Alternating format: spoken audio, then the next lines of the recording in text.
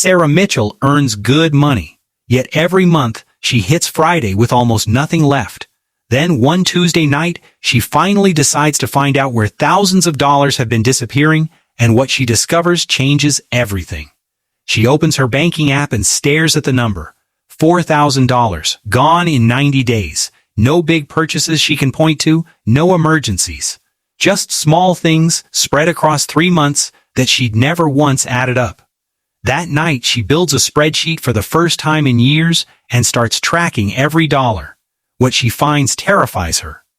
Trap 1. Subscriptions. 11 of them. Streaming services she hasn't opened in months, a meal kit she canceled twice and got charged for anyway. A gym membership from a January resolution that died in February. $190 a month. $2,280 a year for things she wasn't even using. Trap 2 hits harder. She'd been making minimum payments on a credit card, telling herself she was handling it. She wasn't. The interest alone was costing more than her groceries.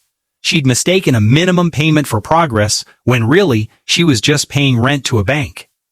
Then, trap 3, the one nobody talks about. Lifestyle creep. 6 months earlier, Sarah got a $500 raise. She didn't notice where it went because it never touched her savings. A nicer apartment, a car payment, dinners out that used to be special occasions but had quietly become habits. Her income went up. Her expenses rose right alongside it. The raise was real. The wealth was not. She started fixing things one at a time, canceled what she didn't use, called her credit card company, and negotiated a real payoff plan instead of guessing. Trap 4 showed up in her grocery and takeout spending. She wasn't eating badly, she was eating expensively, out of convenience, most nights of the week. $350 a month. Over $4,000 a year. Between the subscriptions, the takeout, and a dozen smaller purchases she'd never tracked, the math finally caught up to that missing $4,000. It hadn't vanished. She'd just never been looking. That's when she called her cousin Daniel, who worked in finance. "I don't even know where to start," she told him. He didn't lecture her. He just said, "Don't start with a budget. Start with the last 30 days. Show me where your money actually went." She sent him the spreadsheet. He looked at it for a minute, then said, "Stop asking if you can afford something. Ask what it costs your future." Simple, but it stuck. A few weeks later, she got a small work bonus. Old habits moved fast. Within a day, she was looking at a new phone she didn't need, already picturing it in her hand. Then, Daniel's question surfaced in her head. What does this cost my future? She closed the tab. It wasn't easy. Old Sarah was still in there. She just didn't win that round. Trap 5 was the one she'd been avoiding. Her retirement contributions were lower than she could realistically afford, and she'd never once raised them as her income grew. The real loss wasn't just money, it was time.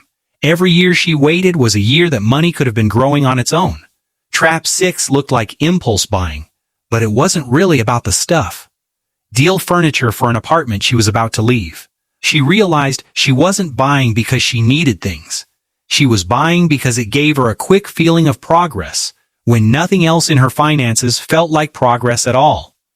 She built one rule. Anything over $100 waited 24 hours. Half the time, the feeling passed before the purchase did.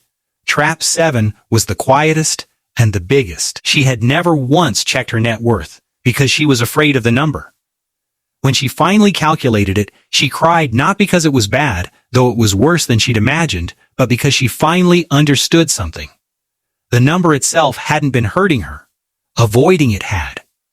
6 months later, she ran the numbers again. Her debt was down by 1/3.